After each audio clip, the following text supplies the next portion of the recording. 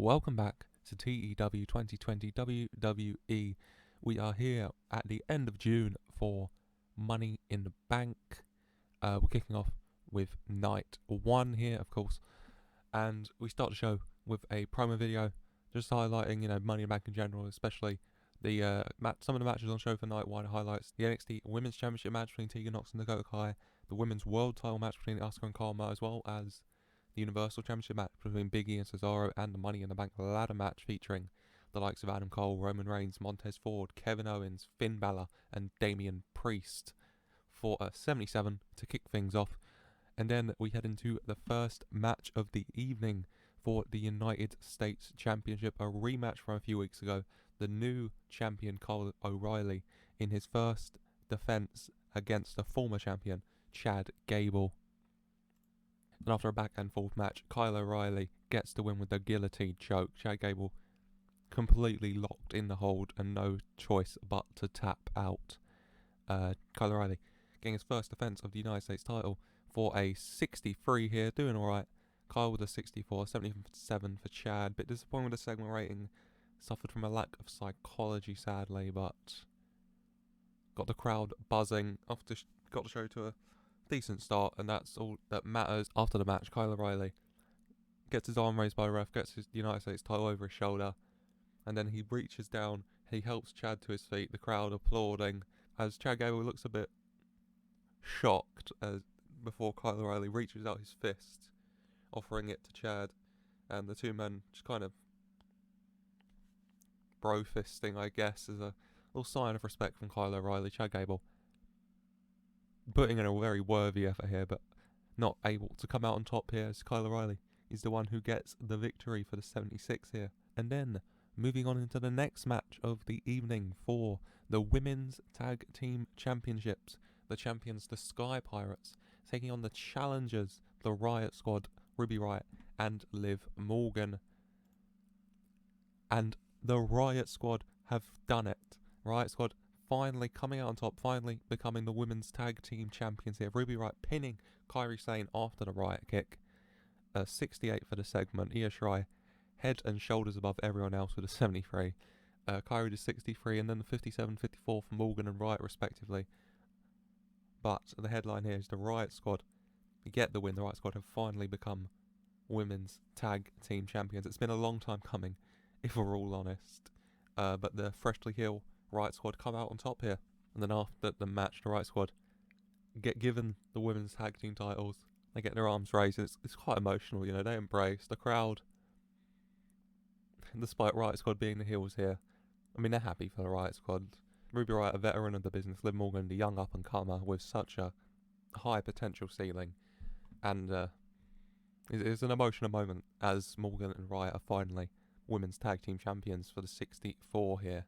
After that, accompanied by Deonna Purrazzo, Chelsea Green and Lana, Kharma comes out to the ring. Deonna Purrazzo with a mic in hand, introducing Kharma, using a lot of adjectives to describe her. She describes her as awesome, amazing, and most importantly, the person who is going to defeat Asuka and take away her Women's World Championship tonight for the 60. And then it's followed, of course, by Asuka making her way down to the ring, the Women's World Champion herself for the 76. And then the match. During the match, Deonna, Chelsea, Lana, they all try and get involved, try and interfere. Eventually the referee has to ban all three from ringside, leaving just Asuka and Kharma. And Asuka slowly wearing down Kharma, Kharma trying to outpower Asuka every chance she can get her hands on her. But in the end, Asuka, with a barrage of kicks, gets Kharma down onto her knees and locks in the Asuka lock. Kharma fighting back into a standing position, dropping back with Asuka onto the floor, the weight of Kharma onto Asuka, forcing Asuka to release the hook. Kharma sitting up, but then Asuka popping right back up into the Asuka lock. Kharma in the laying position, no chance to get up, already weakened, and in the end, Kharma doesn't tap, but she passes out, and the referee has to call for the finish here, meaning your winner by way of referee stoppage, and still the Women's World Champion Asuka for a 71 here. A really, really good match between these two. Asuka with a 78, 44 from Kharma, who was sadly off her game, but the two have good chemistry and that helped the segment rating, I think. And then we head into our second Women's Championship match of Money in the Bank Night 1, this time for the NXT Women's Championship. The challenger Dakota Kai comes out first, accompanied by Raquel Gonzalez. Raquel in the Women's Money in the Bank ladder match at Money in the Bank Night 2, but comes out onto the stage with Dakota here. The two, I don't know, high five, fist bump, Raquel going backstage, Dakota wanting to do this herself, believing she can do this herself, goes to the ring, followed by Tegan Nox, the champion, coming down as well for the 79 here. And Dakota Kai going for the Kyo kick in the corner, but Tegan Nox ducking out the way, hooking her arm under Dakota Kai and kind of throwing her to the floor. Dakota Kai falling backwards, rolling into a kind of on her knees position, and Tegan Nox storming into her with the shiniest of wizards before picking up the win. Tegan Nox retaining the NXT Women's Championship here for a 61. The two doing good here. Tegan Nox with a 50, Dakota Kai with the 57. Both doing well, but it's Tegan Nox who comes out on top against her former best friend here. And then we head into our penultimate matchup of the evening, the final title match for the Universal Championship. The challenger, Cesaro, makes his way down to the ring first of all for the 76, followed by the champion, Big E, coming out for the 82. And then the matchup, the Universal Championship on the line, the champion, Big E, the challenger, Cesaro. Cesaro finally getting a shot at a world title, Big E wanting to keep the world title he's only held for 3 months at this point, after finally getting his opportunity. And the two superstars going at it. But in the end, by way of big ending, Big E retains the Universal title against Cesaro, his third defense of the championship, for an 81. Really, really good matchup between these two, as expected, to be honest. Big E with the 88 in-ring performance, Cesaro with the 80. Both of them doing really, really well here. They have great chemistry together, and it showed in their performance. Bit of a lack of psychology. It could have hurt it a bit. Maybe it could have been an 82 or an 83, but I won't complain about the 81. An 81 is at this point really good in my books. But in the end, it's Big E who comes on top, and Big E is still the Universal Champion. And then finally, the main event of Money in the Bank Night 1, the men's Money in the Bank ladder match. The six competitors make their entrances. Adam Cole, Damian Priest, Finn Balor, Kevin Owens, this one half of the SmackDown Tag Team Champions, Montez Ford, and the other half of the SmackDown Tag Team Champions, Roman Reigns, for an 83. They make their entrances, and then the match itself. The men's Money in the Bank ladder match 2021. Adam Cole, Damian Priest, Finn Balor, Kevin Owens, Montez Ford, Roman Reigns. And at one point, Damian Priest and Finn Balor, both atop the ladder, both so close to that Money in the Bank briefcase, going out, slugging it out. Damian Priest managing to get a good shot on Finn Balor. Finn Balor going back, but not falling off, managing to hold on. But Damian Priest kind of forcing Finn Balor to turn around. Balor still dazed, and Damian Priest from the top of the ladder to the floor, hitting the Reckoning onto Finn Balor. Balor going down hard, but Priest going down as well, taking himself out a little bit. Montez Ford and Roman Reigns managing to work together actually quite a bit to take out the other 4 men like Paige had wanted. But when it's just those two in the ring alone, they're going at it. Both men wanting to become Mr. Money in the Bank. Montez Ford hitting Roman Reigns with a ladder straight to the chest. Roman going flying into the corner. Montez Ford setting up the ladder in the middle of the ring, climbing to the top, getting a hand on the briefcase when Roman Reigns gets back on his feet, walks right up to the ladder and just tips it over. Montez Ford falling backwards out of the ring and through a ladder set up at ringside, kind of, bridged out between the apron and the barricade. Roman Reigns pulling the ladder back up into the middle of the ring, but before he can start to climb it, Kevin Owens from behind, out of nowhere, hitting a stunner onto Roman Reigns, taking him out of the equation and leaving just Kevin Owens in the ring. As Kevin Owens climbs to the top of the ladder, then runs Roderick Strong, who storms up right up the ladder and just punches Kevin Owens to stop him pulling down the briefcase. Kevin Owens a bit annoyed, kind of repaying the favour, beating down Roderick Strong on top of the ladder. Roderick Strong fighting back, but Kevin Owens getting the upper hand and dazing Roderick Strong enough to kind of pull his legs over to his side of the ladder, setting Roderick Strong up and hitting a power bomb off of the top of the ladder onto Roderick Strong, taking him out, but also providing a distraction for Adam Cole to sneak in the ring and climb to the top of the ladder. Kevin Owens turning around into a big right hand from Adam Cole on top of the ones from Roderick Strong, kind of dazing Owens, and then Adam Cole setting up himself and hitting a sort of Panama sunrise off the top of the ladder to Kevin Owens to the floor, which leaves just Adam Cole, who climbs to the top of the ladder, reaches up, and pulls down the Money in the Bank briefcase. Your winner and the 2021 Men's Money in the Bank briefcase holder, Adam Cole, for the 82. In-ring performance-wise, the 86 from Reigns, the 83 from Cole, the 76s from Balor and Owens, the 68 from Ford, the 62 from Priest.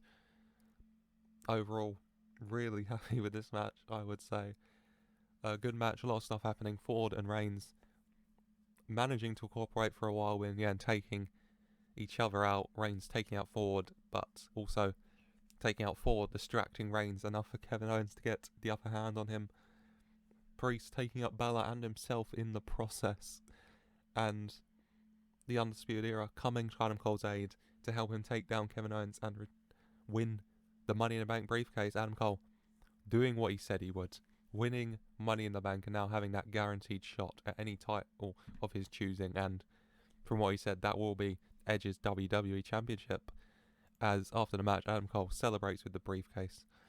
He'll, raising it atop the ladder and then kind of setting it down on his lap as he does the UE pose for an 87, which is a very good ending to Money in the Bank, I would say. From the Universal title match right through to this segment, all really, really good, and they help the show, and they help Money in the Bank Night 1. Again, 82 overall rating. That is a really, really good overall rating, I would say, for Night 1. I'm very pleased with that. Increased the popularity in 21 regions. I'm going to do some speeches here. I'm going to do Adam Cole, I think, Big E and Asuka, because Asuka did well with Kharma. I'm just going to praise them for a great performance. Pleased, all going well here. And that is it for Money in the Bank Night 1, and hopefully Money in the Bank Night 2 can keep that good momentum going and be another really good show, but let's see how it goes. Now for Money in the Bank Night 2. And much like with Night 1, Night 2 of Money in the Bank kicks off with a little promo video again. Some of the same overall Money in the Bank stuff, but focusing on the match card specifically for Night 2. Bullard, Lashley, Intercontinental, Women's Money in the Bank, Ripley's Jack, Women's Universal, Cruiserweight Fatal 4-Way, NXT Triple Threat, Rollins, Edge in the main event for a 68. Just kind of going over everything there'll be tonight for the fans. And then we're into the action with the first match of the evening here for the Intercontinental Championship. Thaddeus, Bullard and Paul Heyman on one side, Bobby Lashley and MVP on the other. Two big guys going at it here. And in the end, Thaddeus Bullard with the Bullard bomb to retain his Intercontinental Championship for the 65 here. Bullard's reign as Intercontinental Champion continues. I've made the mistake at Mania, I think, which I had to start a new reign, but this reign, I'm ignoring that. His reign's been going straight from November to June here, so 7 months now, I think, about 210 days-ish, going a very strong reign for Bullard so far. Bullard with a 72, the 69 for Lashley, but that lack of psychology sadly probably knocked it down a bit to the 65, which I think's maybe a bit unfair, but oh well. Lashley and Bullard had some pretty good chemistry, and that's something at least. So the 65 to kick things off here. And then we go backstage for an interview with Seth Rollins Seth Rollins challenging Edge for the WWE Championship in the main event tonight. And Seth Rollins talking about how finally he's getting this chance, this opportunity to reclaim what is rightfully his, the WWE Championship. He's the guy. He's the man around here. And he's finally going to get the championship to prove it, to go along with it, because he is the true face of WWE, and he's going to make sure everybody knows that and everybody recognizes that when he takes out Edge tonight for the 84. Seth doing well here. Before we head into the second Money in the Bank ladder match of the week and of the pay-per-view, the women's Money in the Bank ladder match. The $1 Million champion, Bianca Belair, Deonna Purrazzo, Ember Moon, Kacy Catanzaro, Raquel Gonzalez, and Toni Storm. 6 incredible superstars all going at it for the chance to walk out Miss Money in the Bank. And Belair and Storm, who've been going back and forth a bit over the last few weeks, kind of take each other out largely. Storm and Belair fighting on the ladder set up at ringside, between the apron and the barricade, and Storm hitting that kind of Ruby cutter she's just debuted on NXT in real life onto Belair through the ladder, taking Belair out, but also taking Storm out largely. Raquel in the ring alone begins to climb up the ladder, but Ember Moon kind of stops her at the foot of it, starts attacking her. Raquel pushing her off when Kacy Catanzaro springboards off the rope above Raquel and starts rapidly climbing the ladder. Raquel kind of pulling on Kacy Catanzaro's feet to try and stop her. Catanzaro trying to kick Raquel off of her. Raquel losing her grip. Catanzaro going up, trying to grab the briefcase, but Raquel climbing up a bit and pulling Catanzaro down into the one-arm powerbomb to the mat, whilst Ember Moon set up on the rope, hits an eclipse onto the now kind of the downward-facing Raquel Gonzalez. Ember Moon beginning to climb the ladder. Deonna Purrazzo storming into the ring and climbing it as well. Ember and Deonna fighting atop the ladder, slugging it out, and in the end, Ember Moon kind of shoving Deonna Purrazzo backwards. Deonna's legs falling through the steps of the ladder, and she kind of dangling upside down, stuck. Ember Moon getting to the top, looking down at Deonna, who's frantically trying to, get her out of the situation, get back to the top of the ladder. Ember kind of waves down at Deonna Purrazzo before pulling down the briefcase. Your winner and Miss Money in the Bank 2021, Ember Moon. Ember Moon getting a big win here, winning the briefcase for the 62 here. In-ring performance-wise, the 63 from Deonna, the 56 from Raquel, the 54 from Ember, 49 from Kacy, and 48 from Belair, and 46 from Storm.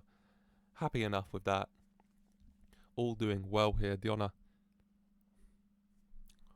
But it is Ember Moon who comes out on top here. Ember Moon and Adam Cole, the winners of the 2021 women's and men's Money in the Bank ladder matches respectively. They both have the briefcases and they both can cash in for any title they want anytime in the next year. And after that we head straight into another match, this time for the Women's Universal Championship. The champion Rhea Ripley taking on Nia Jax. Nia Jax returning to SmackDown earlier in June, taking out Rhea Ripley immediately, setting her sights on that championship of hers, and sending some messages for Ripley, against Mercedes Martinez, against Cameron. Rhea Ripley returning this last Friday to going at it, and now them going head to head with the championship on the line. And in the end, Rhea Ripley manages to hit the riptide and retain her Women's Universal Championship again for the 58. Rhea Ripley with the 55, Nia Jax with the 54. The two have good chemistry, and that probably helped the segment get up a little bit. In the end, Ripley gets the win. She gets the belt handed to her. She gets her arm raised when Nia Jax attacks her from behind, starts to kind of beat down onto Rhea Ripley when Naomi's music hits, and the former $1 Million champion rushes out to the ring, slides in. Nia Jax fleeing from the ring, Naomi kind of running her off. Nia Jax going up the ramp as Naomi kind of leaning over the rope towards Nia, telling her to stay away, before turning around and seeing Rhea kind of begin to get to her feet. Naomi looks down at her feet, and at her feet is the Women's Universal Championship. Naomi picking up the Women's Universal title and just kind of looking at it, and then looking at Rhea, and then looks at the title again, and then kind of begrudgingly lifts it out towards Rhea Ripley, who takes it from Naomi for the 74 here. Naomi thwarting Nia Jax's attack, but also maybe hinting that she's got other things on her mind than maybe protecting Rhea. Maybe she wants an opportunity herself at that Women's Universal Championship. And then, next up, we have the Cruiserweight Championship Fatal 4-Way match between 4 amazing Cruiserweight competitors. The champion, Andrade, and his fellow Legado partner, Humberto Carrillo, taking on wrestling legend and guaranteed first-class Hall of Famer someday, Rey Mysterio, and El Hijo del Fantasma. Fatal 4-Way.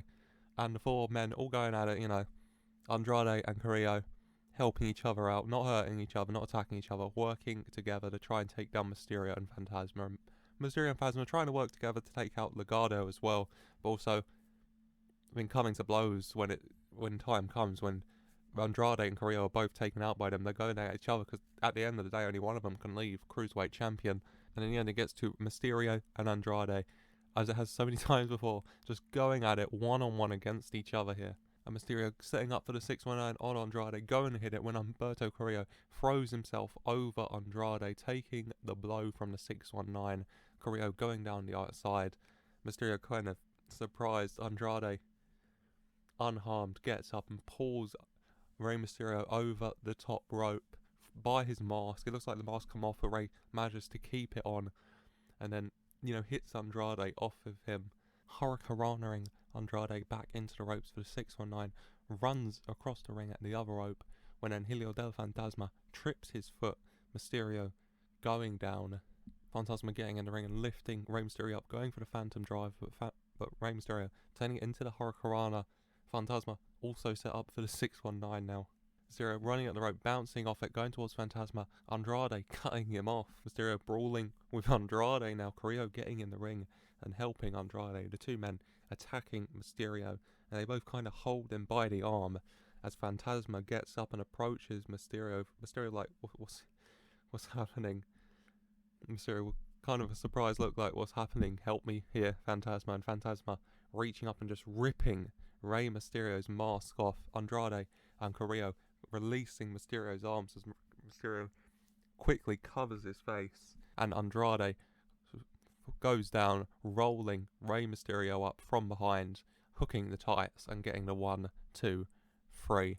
Andrade still the Cruiserweight champion, thanks to the help of the heel turn from El Hijo del Fantasma, ripping Rey Mysterio's mask off, the ultimate sign of disrespect in Mexican wrestling and lucha libre. For the 74 here for the match, 82 for Andrade, 81 from Rey, 61 Fantasma, 49 Carrillo. And then after the match, Zelina Vega going in the ring with the Cruiserweight title, handing it to Andrade. Fantasma, with Rey Mysterio's mask in hand, gives it to Andrade, and Andrade lifts his arms up and won the Cruiserweight title in one Rey Mysterio's mask. Zelina Vega by his side, as well as Fantasma and Carrillo here, as they all kind of look on as the ref checks on Rey Mysterio. Rey Mysterio now with a towel over his head as Andrade ends up on top with Legado here for the 74. Then we have another interview segment, this time with the WWE Champion Edge, talking about tonight. He says he's ready for Seth, he's ready for a fight, for a war. He says he's been looking forward to this all these years away. Seth was one of the people he looked to and said, that is a man I want to fight, that is a man I want a match with, and he's finally getting that tonight. And he says he's looking forward to it, but Seth needs to know he's going to bring everything he's got, because there is no way in hell Edge is leaving here without the WWE title for the 78. And then we head into the penultimate match of the evening, the NXT Championship match. First of all, Velveteen Dream making his way down to the ring for the 73, followed by Black for the 77, then Karrion Kross and Scarlett for the 80. And then the match itself, a triple threat elimination match. NXT Champion Karrion Kross against Aleister Black and the Velveteen Dream. The 3 men going at it, Black and Dream, working together to put Karrion Kross through the announcer's table at one point, and then Black and Dream just kind of going at it in the ring. Velveteen Dream managing to hit the Dream Belly driver onto Black, heads to the top rope for the purple Rainmaker, when Karrion Kross shoots up, slides in the ring, climbs to the top of the turnbuckle, grabs the Velveteen Dream, and hits a Doomsday Saida off the top rope onto Dream, covering him for the 1-2-3, eliminating Velveteen Dream, leaving just Kross and Black. Kross picking up Black and locking him into the Kross jacket. Aleister Black trying to fight off,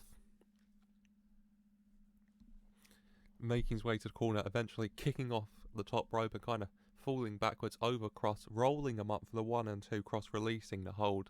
Black getting the advantage, with two men continuing to go at it until in the end, as Black goes for the Black Mass, Kross ducks under it, hits that elbow to the back of the head, taking down Kross before quickly picking him up and hitting a Doomsday Saida, and then holding on to him, lifting him up into the air as he gets up, climbing to the top rope, and then hitting a Doomsday Saida off the top rope onto Black as well, like he did Dream, like he did Keith Lee at NXT TakeOver 30 in real life, and then Kross covering Aleister Black for the 1, 2, and 3 here, as Karrion Kross retains the NXT Championship for the 81. Really good NXT Championship match here between these three. Kross with the 79, the 76 from Black, and the 66 from Dream. Velveteen Dream the weak link here, but the headline is Karrion Kross defeats Black and Dream and retains the NXT Championship here. And then finally we head into the final match of Money in the Bank weekend, the WWE Championship match. Seth Rollins makes his entrance for the 85, and then Edge makes his for the 84, and then the match itself for the WWE Championship, Edge versus Seth Rollins. It's back and forth, both men giving everything they've got, both men wanting to leave here WWE champion. In the end, Edge manages to hit the spear and get the win over Seth Rollins.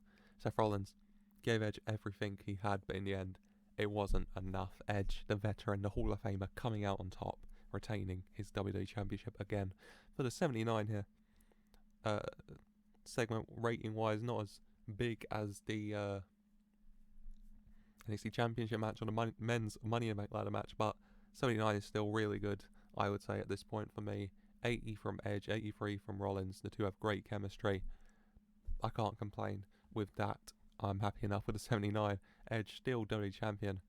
After the match, Edge gets the belt, has his arm raised by the ref when out of nowhere, Mr. Money in the Bank, Adam Cole, slides into the ring and hits a super kick onto Edge, taking him down onto his knees. Adam Cole looking at Edge as his knee pad is already down. He hands the Money in the Bank briefcase over to the ref. He says, "I'm cashing in right now." The crowd can't believe it. The ref turns to the announcer and says he's cashing his Money in the Bank briefcase. Edge turns and looks at the prone Edge, runs, bounces off the rope, goes for the last shot. But as he turns around, Edge is to his feet, and Edge catches Adam Cole with the spear, taking Adam Cole down. Undisputed Era's music hits. O'Reilly, Strong, Fish all storm down to the ring. Edge quickly sliding out of the ring and into the crowd with the WWE Championship. Strong, Fish and O'Reilly check on Adam Cole, who's kind of back up now, and he is pissed off. He can't believe that Edge got the better of him here, as Edge is in the crowd with the people all going crazy, chanting for Edge, and Edge lifts up his WWE Championship saying, "I'm the man, you want this, Adam? Come and get it," for the 86 here to end the show really well. I'd say this has been a good Money in the Bank, and Money in the Bank night 2 gets an 81. Really good. Night 1 got the 82, this got an 81. So can't complain at that. Two really good shows back to back here. Adam Cole and Ember Moon, the biggest winners of the weekend, I would say, winning the men's and women's Money in the Bank ladder matches. I'm going to make some speeches to Edge. Karrion Kross did really well, I would say.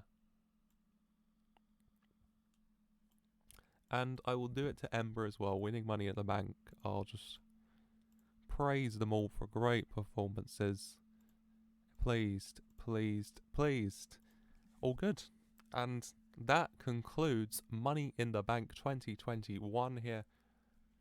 Really good shows, I would say. Next we will begin the build up to the July pay-per-views. SummerSlam getting closer. We got one more pay-per-view stop along the way in July. I do believe it is a SmackDown exclusive pay-per-view. I'm not sure on the name yet. I'll get back to you. And then it is a Raw and NXT pay-per-view where SmackDown will make an appearance because it is time for King and Queen of the Ring. The tournaments will be going all month on Raw, NXT and SmackDown in the weekly episodes, so make sure to check them out. And then at the pay-per-views we will crown the King and Queen of the Ring, and the winners of which will get a championship match of their choosing at SummerSlam. Queen of the Ring can choose between the Women's World, Women's Universal and NXT Women's Championship, and the King of the Ring between the WWE, the Universal and the NXT Championship. So a lot on the line in those matches, in those tournaments. So if you're looking forward to that and you want to see what happens, please like and subscribe for more. And thank you for watching.